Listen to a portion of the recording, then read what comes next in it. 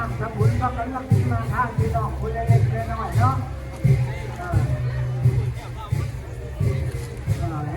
เป็นแม่ยังระกับหัวหน้า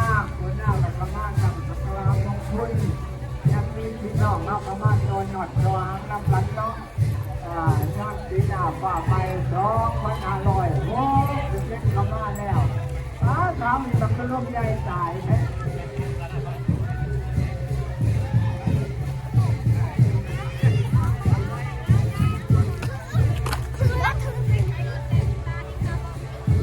เขาต้องคงสามารถราคา